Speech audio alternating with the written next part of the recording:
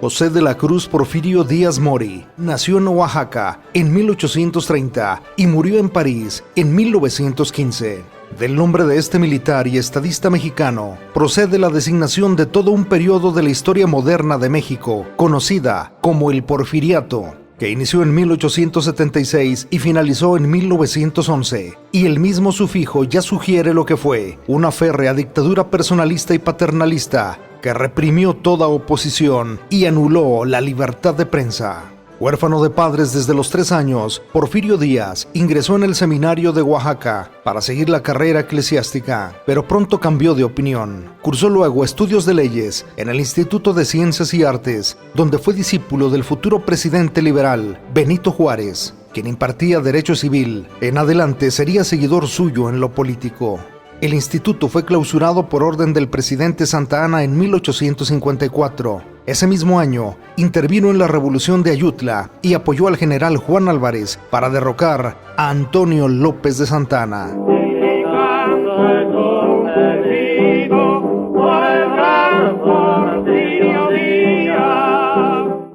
Finalizada la contienda, Porfirio Díaz fue ascendido a general y elegido diputado. Apenas un año más tarde tomó de nuevo las armas contra la invasión francesa y la coronación de Maximiliano I como emperador de México. Fue jefe de brigada en Aculcingo en abril de 1862 y ese mismo año participó en la batalla del 5 de mayo al lado de Ignacio Zaragoza. En 1867 protagonizó una brillante acción militar en Puebla. Tras sitiar la ciudad, realizó un asalto sangriento y rápido contra las tropas del emperador Maximiliano, que se refugiaron en los cerros de Loreto y Guadalupe. Sin perder tiempo, avanzó a la capital de la República y la tomó el 2 de abril de 1867, hecho que fue de gran trascendencia militar, pues adelantó la caída del imperio de Maximiliano y el triunfo de Juárez. El prestigio y la popularidad ganados en esta última campaña lo dejó en situación de optar a la presidencia, pero el Congreso prefirió a Benito Juárez en el año de 1867 y lo reeligió en 1871.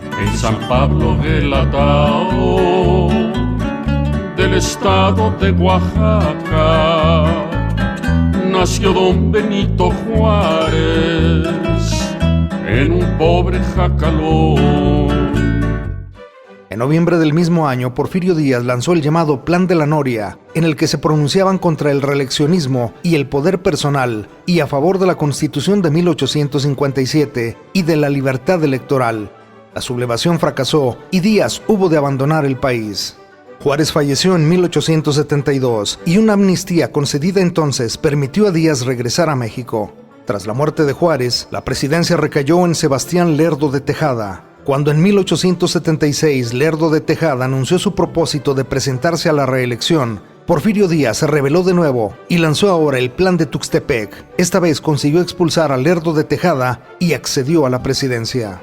Un año después, en 1877, el Congreso lo declaró presidente constitucional. En este primer mandato de 1876 a 1880, Porfirio Díaz fue coherente con las ideas que había defendido. Impulsó una reforma de la Constitución en la que se introdujo el veto expreso a las reelecciones presidenciales consecutivas y, concluido su periodo, pasó el testigo al general Manuel González de 1880 a 1884. Durante el gobierno de González, fue ministro de Fomento y gobernador de Oaxaca.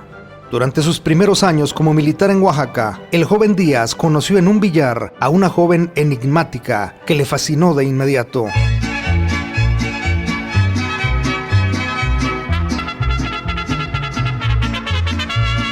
Se trataba de Juana Cata Romero, empresaria y filántropa, criolla, dueña de ingenios azucareros, inteligente y reconocida en toda la región por su astucia. A partir de entonces, y luego de fallar en su intento por conquistarla, Porfirio y Juana mantuvieron una fuerte relación de amistad que nunca se cristalizó en algo más, a pesar de los rumores.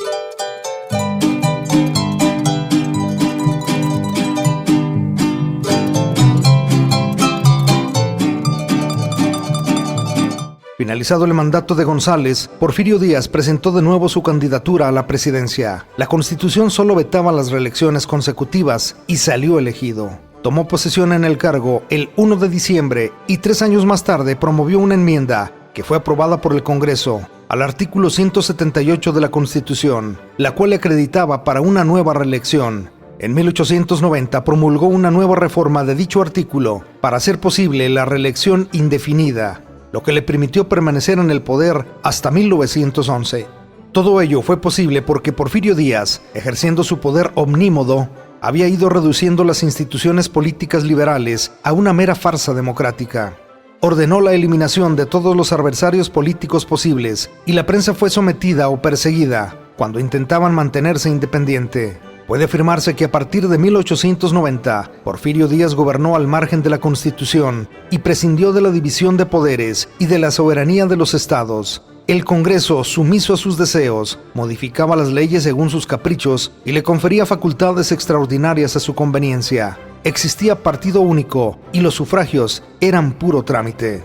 El pueblo mexicano estaba hastiado del desorden y la guerra, y Díaz se propuso imponer la paz a toda costa. México no contaba con fondos ni tenía capacidad crediticia porque no había pagado sus deudas con puntualidad, así que había que atraer al capital extranjero. El problema era que nadie invertiría en México si no había estabilidad y paz. Con una política de mano dura, Porfirio Díaz trató de eliminar las diferencias de opiniones sobre asuntos políticos y se dedicó a mejorar el funcionamiento del gobierno. Poca política y mucha administración fue el lema de aquel tiempo. La paz no fue total, pero Díaz consiguió mantener el orden mediante el uso de la fuerza pública. Policías y soldados persiguieron lo mismo a los bandoleros que a los opositores. Gracias a esa nueva situación de estabilidad, aumentó la demanda de trabajo y se hizo posible el desarrollo económico.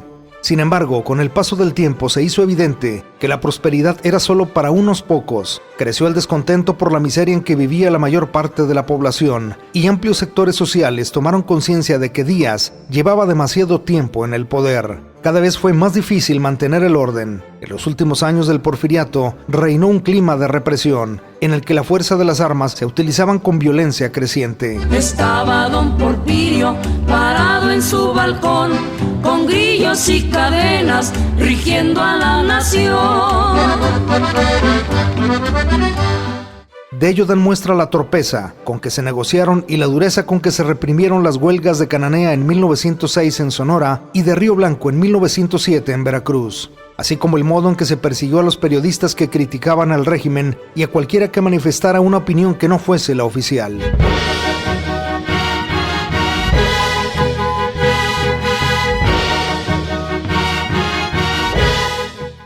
En 1884, y después de asumir de nueva cuenta el cargo de gobernador de Oaxaca, Díaz inició un viaje político por los Estados Unidos, donde conoció a Tomás Alva Edison. 15 años después, el presidente de México decidió agradecer en un mensaje grabado el regalo enviado por el inventor, un fonógrafo.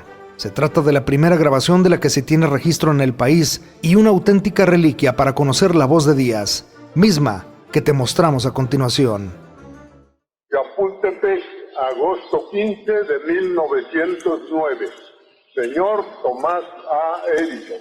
Ahora, estimado y buen amigo, me refiero a su grata 8 de julio. Yo también, como usted, recuerdo con placer el tiempo aquel en que tuve la satisfacción de conocerle y conocer sus atrevidos experimentos, haciéndome partícipe de su fe inquebrantable en el grandioso porvenir de las ciencias físicas.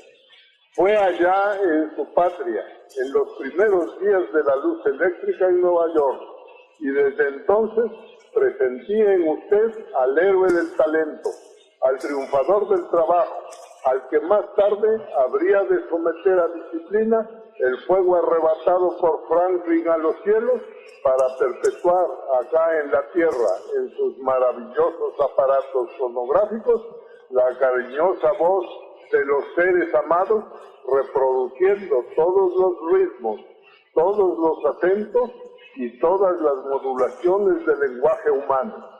Me es grato complacerle porque tengo en muy alta estimación a los grandes benefactores de la humanidad y usted es uno de ellos, porque usted ha creado nuevas fuentes de felicidad, de bienestar y de riqueza para el género humano, utilizando las más poderosas fuerzas conocidas: luz, electricidad, trabajo y genio.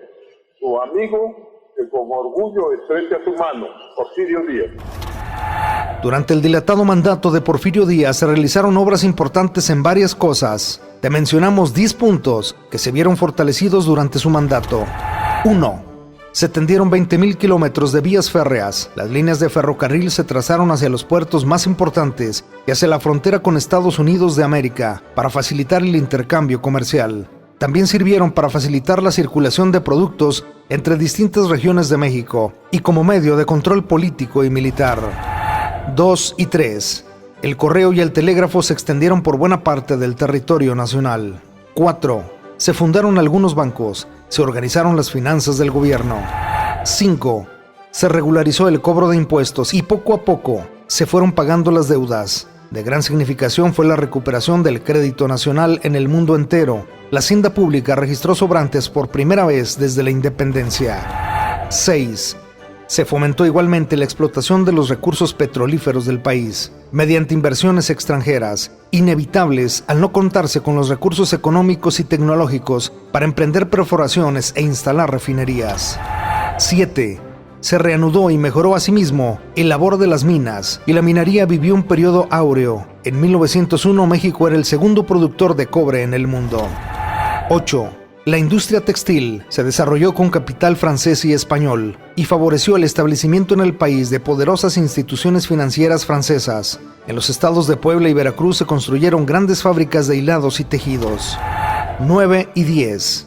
Puede hablarse también de una era de prosperidad en la ganadería y en la agricultura, que progresó espectacularmente en Yucatán, Morelos y La Laguna, con vastas producciones de henequén, caña de azúcar y algodón. México tuvo un crecimiento económico nunca visto, pero como poca gente tenía dinero para invertir o podía conseguir prestado, el desarrollo solo favoreció a unos cuantos mexicanos y a los extranjeros. Los capitales foráneos, principalmente estadounidenses, pudieron cobrar la deuda externa, pero también se hicieron con el control del petróleo y de la nueva red ferroviaria con sus inversiones. La desigualdad entre los muy ricos, que eran muy pocos, y los muy pobres, que eran la mayoría, abrió una profunda brecha en la sociedad mexicana. El despojo de las tierras a los campesinos indígenas en favor de los grandes latifundistas nacionales y extranjeros fue sistemático. Se formaron así enormes latifundios. Los indígenas perdieron muchas tierras y la mayor parte de los habitantes del campo tuvieron que ocuparse como peones en las haciendas.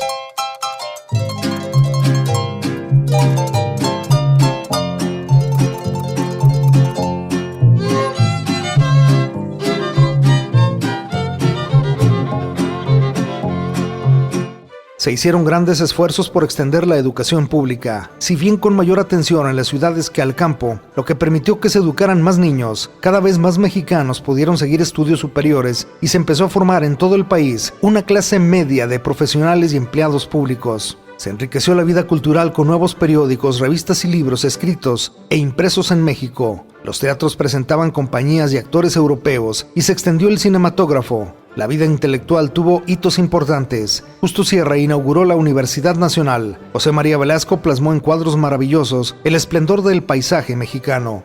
Saturnino Herrán pintó una impresionante serie de cuadros con gente del pueblo y con alegorías a la mexicanidad. Y José Guadalupe Posada logró vigorosos grabados con escenas de la vida diaria.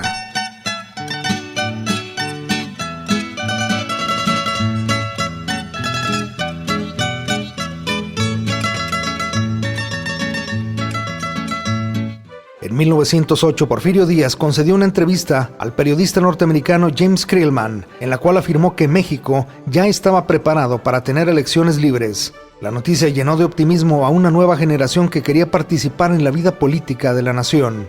Surgieron así varios líderes y partidos políticos, y se escribieron libros y artículos que discutían la situación del país y la solución de sus problemas. En San Luis lo encerraron en la cárcel, y confianza de ahí pudo salir, y fugóse burlando a sus tiranos, cuando menos pudieron lo sentir.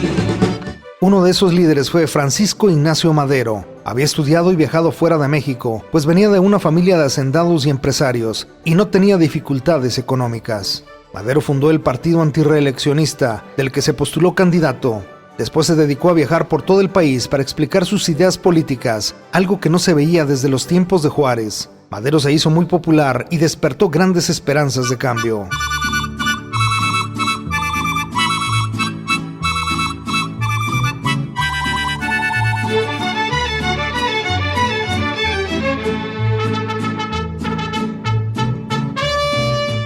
El ejército de Porfirio Díaz, que había mantenido la paz durante décadas, parecía muy fuerte, pero en realidad era débil frente al descontento general. En solo 6 meses, las fuerzas maderistas triunfaron sobre las del viejo dictador. La acción definitiva fue la toma de Ciudad Juárez por los revolucionarios Pascual Orozco y Pancho Villa, que se habían unido a Madero.